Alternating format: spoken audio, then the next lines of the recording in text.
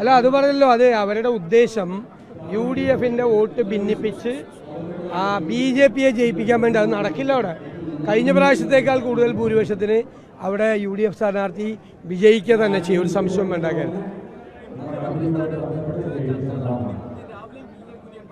അതൊന്നുമില്ല, അതൊക്കെ ഓരോരുത്തർക്ക് ഇഷ്ടമുള്ളവർ ഓരോരുത്തർ. ഒരു ചർച്ചയും കോൺഗ്രസിലില്ല, ഒരു ചർച്ചയില്ല. കാരണം മുതിർന്ന നേതാക്കന്മാർ തമ്മിൽ കൃത്യമായ ധാരണയുണ്ട്. അഖിലേന്ത്യാ കോൺഗ്രസ് കമ്മിറ്റിക്ക് ഒരു പ്രൊസീജിയറുണ്ട്. ആ പ്രൊസീജിയർ അനുസരിച്ച് തെരഞ്ഞെടുപ്പ് കഴിയുമ്പോൾ തെലങ്കാനയിലും കർണാടകത്തിലും ചെയ്തതുപോലെ ഒരു മുഖ്യമന്ത്രിയെ തിരഞ്ഞെടുക്കുക. അതിൻ്റെ അപ്പുറത്തേക്ക് വേറൊന്നുമില്ല.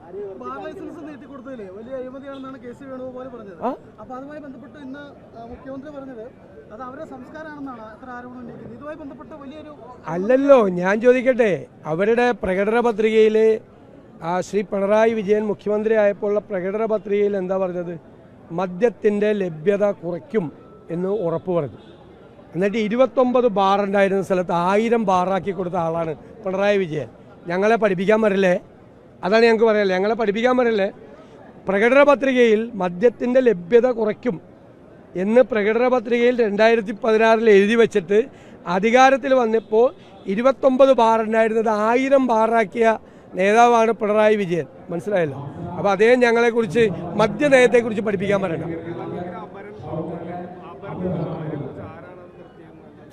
അതെല്ലാം അതിൻ്റെ പുറകിൽ CPM ആണെന്ന് ആർക്കാണ് അറിയാൻ പാടില്ലാത്തത്? CPMഉം BJP എല്ലാവരും കൂടി ഒരുമിച്ച് ചേർന്നിട്ടാണ് അത് ചെയ്തിരിക്കുന്നത്. എനിക്ക് അതിൻ്റെ അത് വിരോധമൊന്നുമില്ല. എനിക്ക് ഇതിനു മുമ്പും ഇതുപോലെ അവർ കൊണ്ടുവന്ന് നിർത്തിയിട്ടുണ്ട്. അന്ന് ഞാൻ ജയിച്ചിട്ടുണ്ട്.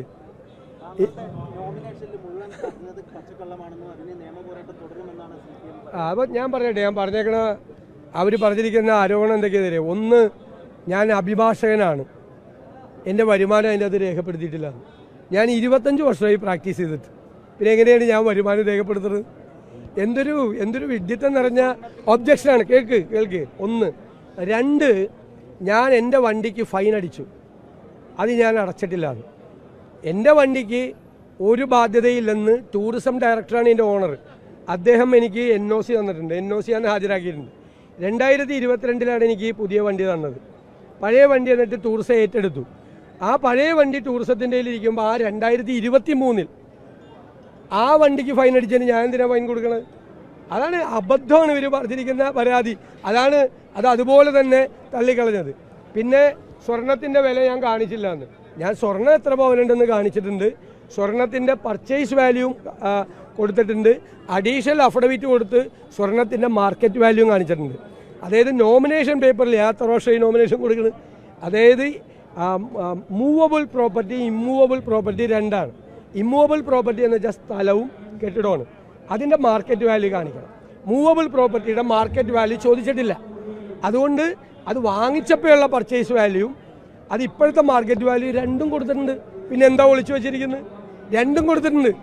പിന്നെ ഇൻകം ടാക്സ് റിട്ടേൺ ശരിയല്ലെന്ന്. ഇൻകം ടാക്സ് റിട്ടേൺ ശരിയല്ലെങ്കിൽ ഇൻകം ടാക്സ് ഡിപ്പാർട്ട്മെൻറ്റാണ് എനിക്ക് നോട്ടീസ് അയക്കേണ്ടത്. അതിൽ അലവൻസ് ഒരിക്കലും വെക്കില്ല. അലവൻസ് വരുമാനമല്ല, വരുമാനം സാലറിയാണ്. ഇൻകം ടാക്സ് ആക്റ്റാണത്. ഇൻകം ടാക്സ് ആക്ട് അനുസരിച്ചിട്ടല്ലേ നമ്മൾ ഇത് കൊടുക്കുന്നത്, ഇൻകം ടാക്സ്. ഇതുപോലെ അബദ്ധങ്ങൾ നിറഞ്ഞ കുറേ കാരണം അവർ തന്നെ വന്ന് പറഞ്ഞു. റിട്ടേണിംഗ് ഓഫീസർ അത് നമുക്ക് മറുപടി പറയാൻ വേണ്ടിയിട്ടൊരു സമയം വെച്ചു. ആ സമയത്ത് എല്ലാവരും കൂടി VD സതീശൻ്റെ പത്രിക തള്ളുമോ എന്നൊക്കെ പറഞ്ഞ് ചർച്ചയാക്കി.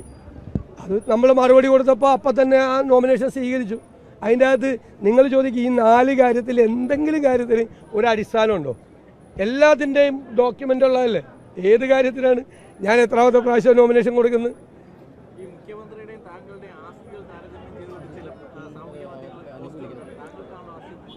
ആയിരിക്കും, എനിക്കായിരിക്കും. എൻ്റെ പ്രോപ്പർട്ടി നോക്ക്, എൻ്റെ അൻസെസ്ട്രൽ പ്രോപ്പർട്ടിയാണ് എനിക്കും എൻ്റെ ഭാര്യയ്ക്കും ഉള്ളത്. തലമുറയായിട്ട് വന്ന പ്രോപ്പർട്ടിയാണ് കൂടുതലുള്ളത്. അദ്ദേഹത്തിനുള്ള പത്രം ഉണ്ടാവില്ല, അതിനെന്താ തെറ്റ്? അത് എന്നേക്കാൾ കൂടുതൽ ആസ്തിയുള്ള ആളുകൾ എത്ര പേര് CPMലുണ്ട്? അല്ലാതെ മുഖ്യമന്ത്രിയുടെ സ്വത്ത് അദ്ദേഹം മുഖ്യമന്ത്രിയായിട്ട് ഉണ്ടാക്കിയ സ്വത്തും എൻ്റെ സ്വത്ത് ഞാൻ പ്രതിപക്ഷ നേതാവാക്കി ഉണ്ടാക്കിയ സ്വത്തും അല്ലല്ലോ. അത് BJPയുടെ പ്രചരണം എങ്ങോട്ടാ പോകണമെന്ന് അവർക്ക് തന്നെ അറിയാൻ പാടില്ല. അവരെന്താ പറയണമെന്ന് അവർക്ക് തന്നെ അറിയാൻ പാടില്ല. അവർ മത്സരിക്കുന്ന പോലും ഇല്ല. ശരിക്കും അവർ CPMമായിട്ടുള്ള ധാരണയിലാണ്.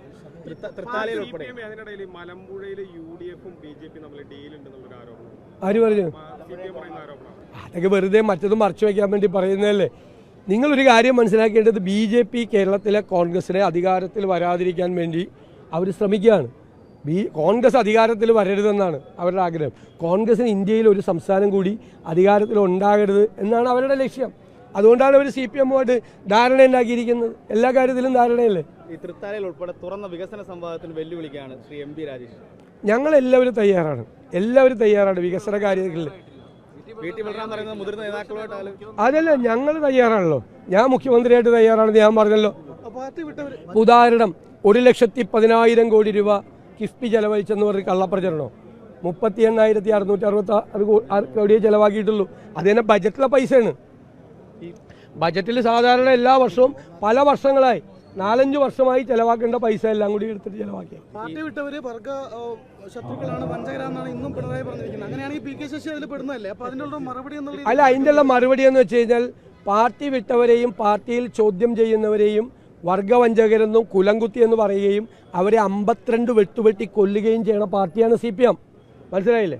CPM തകർച്ചയിലേക്ക് പോവുകയാണ്.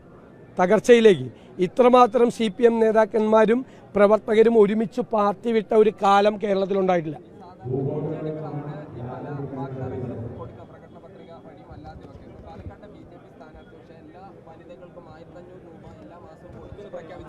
ഞാനെന്ത് പറയാനാ അതിനെക്കുറിച്ച്? ഈ പാചകവാത പ്രതിസന്ധിയിൽ പാർലമെന്റിൽ കോൺഗ്രസ് വലിയ പ്രതിഷേധമാണ് ഉയർത്തുന്നത്.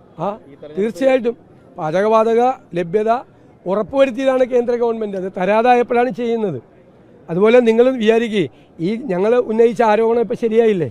ശബരിമല സ്വർണ്ണക്കൊള്ള കേസിൽ ഇതുവരെ കുറ്റപത്രം സമർപ്പിച്ചിട്ടില്ല. ഇന്ന് വന്ന വാർത്ത തെരഞ്ഞെടുപ്പ് കഴിയുമെന്നാണ്. അപ്പോൾ SITയുടെ മീതെ, ഹൈക്കോടതി നിയോഗിച്ച SITയുടെ മീതെ മുഖ്യമന്ത്രിയുടെ ഓഫീസ് സമ്മർദ്ദം ചെലുത്തിയിട്ടാണ് ഈ കുറ്റപത്രം സമർപ്പിക്കാത്തതും ഈ പ്രതികളായ ആളുകൾക്ക് സ്റ്റാറ്റ്യൂട്ടറി ജാമ്യം കിട്ടിയതും. ഈ കേസ് എങ്ങും എത്താതെ തീരാൻ പോവാണ്. അതായത് പ്രതികളെല്ലാം പുറത്തിറങ്ങി തെളിവുകൾ നശിപ്പിക്കുകയാണ്.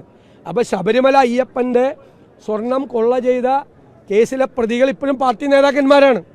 ഒരാൾക്കെതിരെ അച്ചടക്ക നടപടി പോലും CPM എടുത്തിട്ടില്ല. മുഖ്യമന്ത്രിയും മറുപടി പറയണം.